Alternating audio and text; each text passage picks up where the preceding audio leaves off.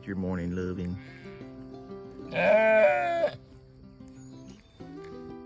It's been off all day, so there's a halfway decent chance that they got out into the next paddock.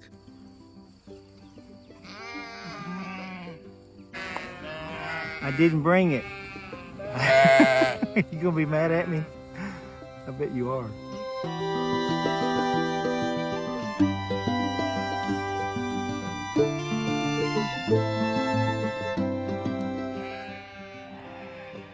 Well, it's the next morning. The great separation is continuing to be a challenge for everybody. I think most of the mamas are okay, except for Kat, which is Blitzen's mama. She is probably the loudest of the bunch. She wants her baby back.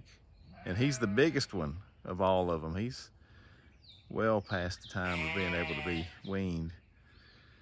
But all of the rams came out of the barn this morning on the backside, walked up across the creek, walked up to the fence line that separates the woods from the pasture, and walked immediately as close as they could up to the paddock where the girls are. And they've been standing at the fence and bellowing back and forth. And the boys have come back to the barn looking for a way around, I guess. And then they've come back out here again. So they're just all disheveled and unhappy. And I really hate to do it to them, but it has to happen. Hey boys, how y'all doing? I know it's been a hard day, hasn't it, boys? Well, y'all are a lot quieter than you were this morning.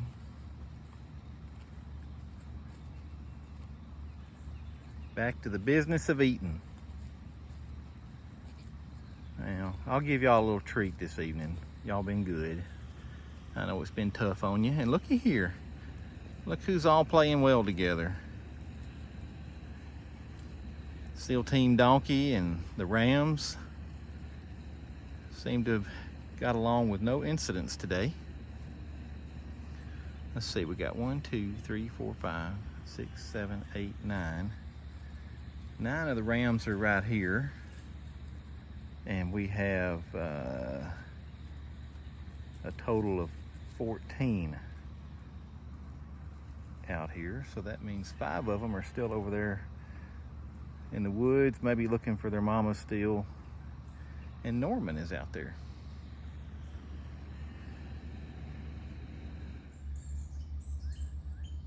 But I think what we're gonna do for the first 2-3 days anyway is bring the boys back and lock them in the barn like we did last night, because we'll be bringing the girls back every night and they'll be in this barn lot. But we've got the corral closed up here, and so they can't get to each other. They could nuzzle to each other and through the slats and the corral panels, but they can't get through. But on the other side of the barn here that goes up to the field over there is a barbed wire fence, the one that got knocked down in the flood. And if they wanted to get through that, they probably could. So I'll probably bring the Rams back first, lock them in the barn. What are you laughing about, Jesse? And then get them secured, and then bring the ladies back from the field. Otherwise, they'll try to meet each other at the barbed wire, and probably somebody would get through. So that's the way we'll play it for the next 2-3 days until everybody has settled.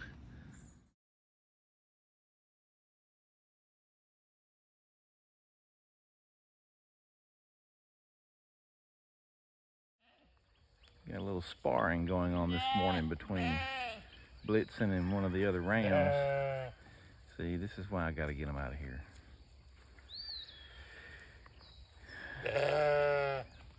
So we separated them the other day and was trying to get the rams back into the barn that night before I brought the girls home from the field, because I knew that my barbed wire fence that runs across the creek here was going to be a possible way for them to slip back through and get back with their mamas. And couldn't get the rams to come into the barn first, though I tried.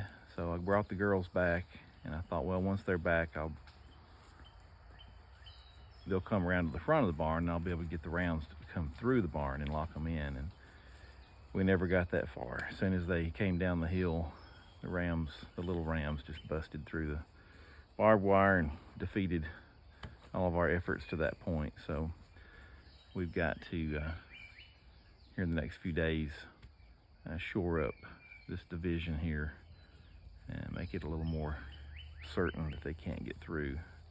And then we'll separate them again. You goobers.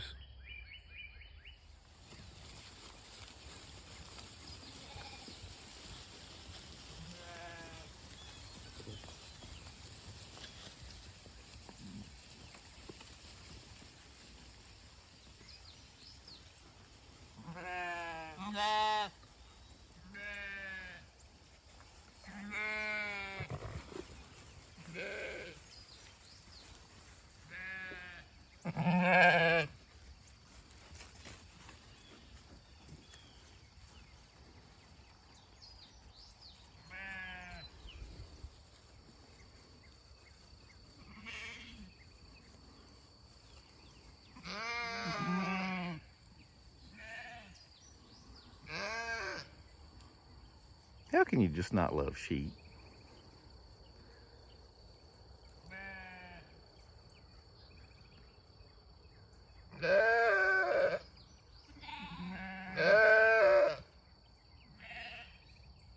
She's over there, baby.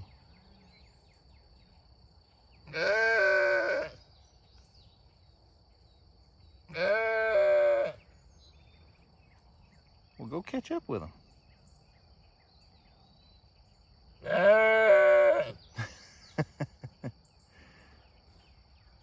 Kid.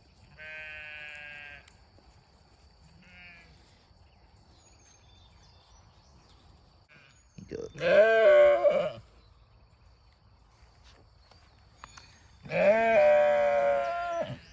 You need your morning loving.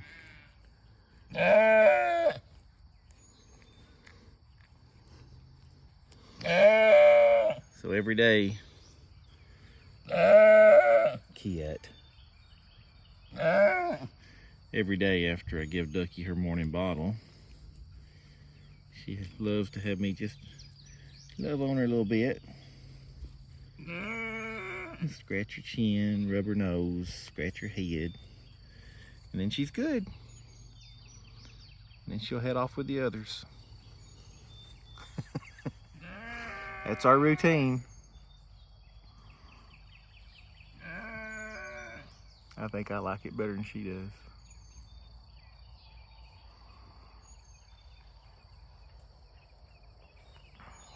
They'll walk all the way around the pond. And they'll come back over in here and they'll spread out and get to eating. But I better go lock the fence before they get back.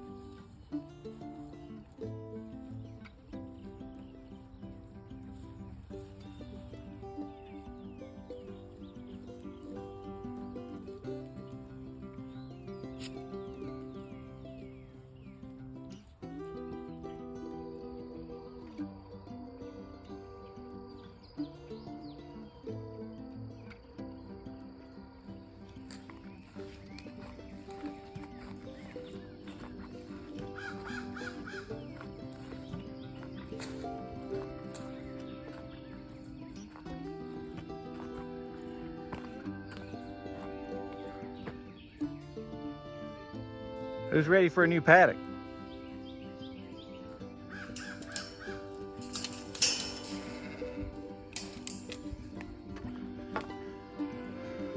Come on, sheep. Come on, sheep. Let's go.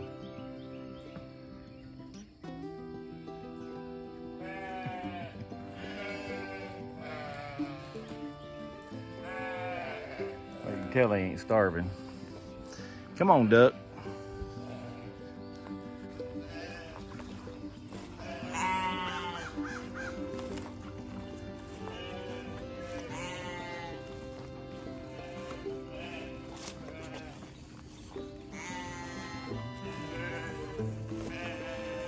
We're going past the pond today, guys.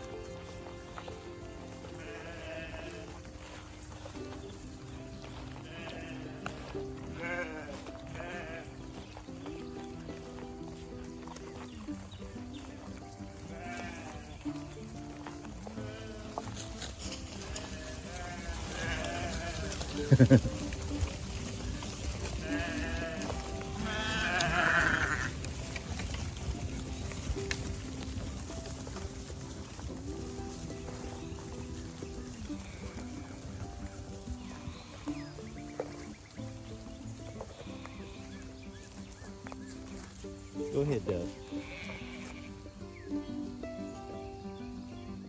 You can go.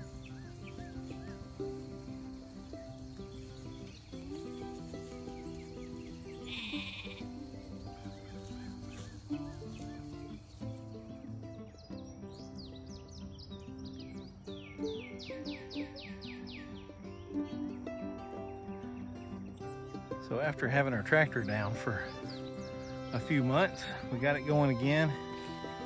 Now we're able to clip behind the sheep on their paddocks as they move off of them.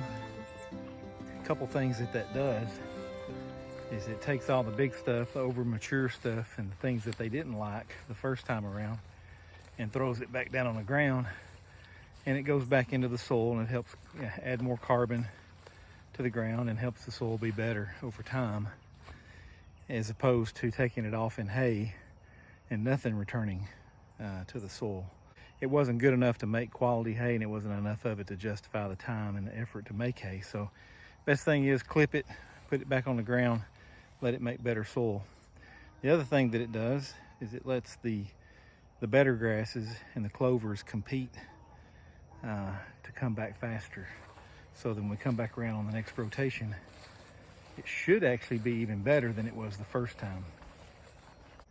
And the grass is coming back really good over there. So I think we're gonna get a second rotation off this pasture before we put them back in the woods for a rotation inside the wooded paddock. Coming out here this evening and gonna move their paddock fencing to the next paddock. Let them go home about an hour early and get their new paddock set up for tomorrow. And I forgot to bring Duck her bottle. Well, I didn't really forget it. She's used to getting it when I come out here, so she's gonna be mad at me. She's not gonna understand. She may hang out with me while I move the fence until she figures out I ain't got the bottle. I'm sorry, Duck. You'll have to wait till about 8 o'clock to get your bottle. Yeah. I didn't bring it. I didn't bring it, darling.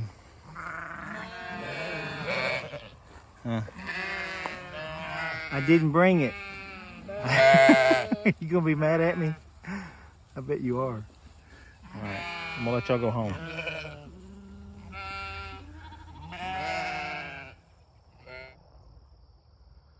I was out here moving fence, and I thought this was pretty cool observation. So the paddock over here to the left is the paddock that we just took them off of. They spent 3 days over here. And the paddock on the right is what they're going into tomorrow. 3 days ago, this paddock on the left looked exactly like this paddock on the right. All those white and yellow flowers, that's the daisy fleabane. It's a weed, but the sheep like it. Just look how they devoured it. I mean, there's a few here and there, but for the most part, they are all gone. And tomorrow, this is what they get. So they'll have their heart's desire, however much they want of it.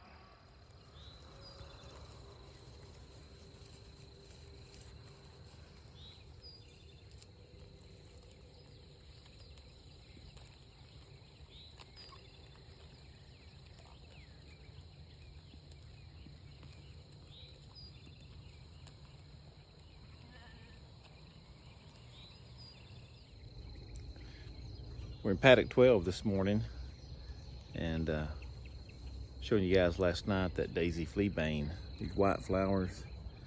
Look at it a little closer this morning. You can see we've got flowers, and then there's leaves all up and down the stem. If we come over here and look at the last paddock they were on, you can see they leave the stem, but all the leaves they stripped off of it, and they took the flower off the top.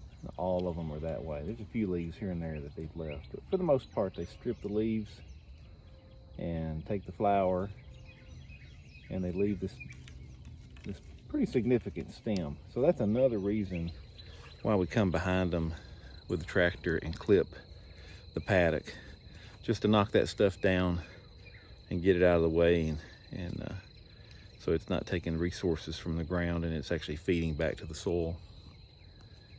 But they are loving what they're having this morning. This field is full of this fleabane. It's full of clover. This little spot right here is just covered up in red clover.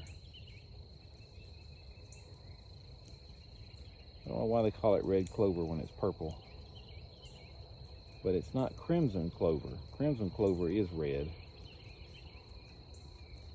and we don't have any of that. I wish we did. It's beautiful.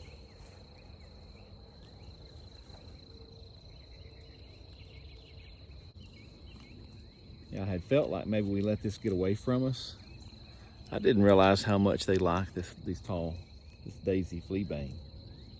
Now that I know that they like it, it doesn't bother me so much, and it allows the clover to get good and tall. And you know, going back and clipping this is not a big deal. So that's good to know.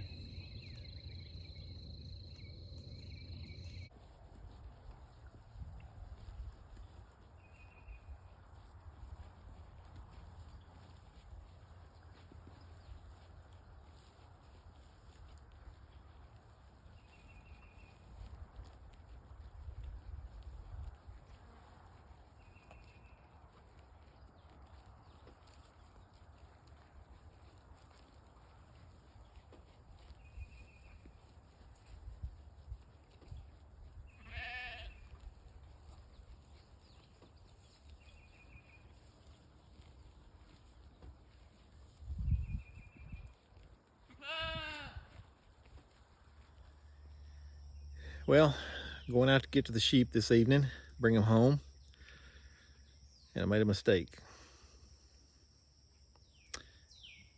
That clip right there is supposed to be right there.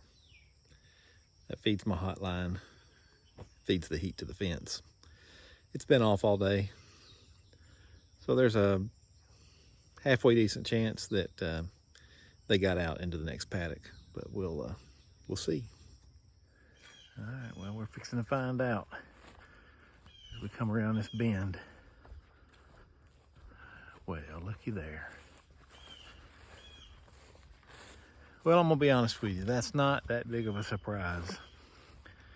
They stayed in, and I've got to tell you, those boys in Alabama know how to make a fence charger. I've been hit by that thing 2 or 3 times. It's knocked the snot out of me. I ain't never been hit by an electric fence the way this thing is.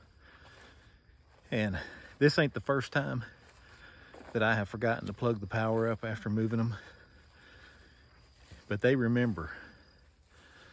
Enough of them, I guess all of them at some point or another has come into contact with this fence when it was hot. And they remember. It makes a lasting impression. And that's not to hurt them. That's really for their own benefit, to keep them safe and to keep them where they're supposed to be, eating what they're supposed to be eating, and they're not ruining what's in store for them next. But I thought they might have got out today because they're under extra pressure. So this last paddock here, I don't know if you can see this or not, but there is a fence post. I'm gonna try to point right at it, but I don't have my glasses on. Right about there, there's a fence post. About 50 feet away, there's another fence post. And every 50 feet, there's another fence post.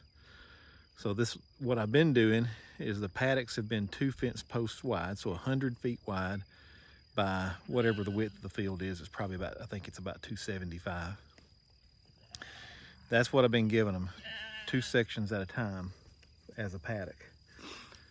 But when we moved to this last paddock a couple days ago, I only went 1 post down. So this is kind of sort of a half paddock compared to what they've been getting. And this is their 2nd day on it. So this would kind of be the equivalent of the 4th day on a bigger paddock. And I thought maybe, and being tighter, less square footage for them to spread out and separate from each other, I thought this might be the day that they decide to test that fence and see if they could slip under it and get over that good stuff over there. Not that they haven't had plenty to eat here today. There's plenty, and actually I think we're gonna do a 3rd day here. But anyway, that charger, a year ago we were using a solar charger from Tractor Supply, and I like Tractor Supply, but it put out 0.16 joules of energy. And you will see on the marketing material for these that this charger is up for a 5-mile piece of fence, or 10 miles, or 30 miles, or 100 miles. That's a terrible way of measuring it, in my opinion. It might put a charge on it for that far, but if the charge ain't strong enough to make a difference and make an impact and make them to never want to touch it again, it doesn't matter how many miles you can put it on. These boys in Alabama with Taylor Fence Company that make the Cyclops, this thing puts out 20 joules. I think that's 275 times roughly more powerful than the one we had. And I can tell it when I get into it. It rings my bell, and I know it rings these guys when they hit it. So it's a good testament to how well the thing works. They're staying where they're supposed to be, and that makes life better for everybody. All right, fellas, y'all ready to go home?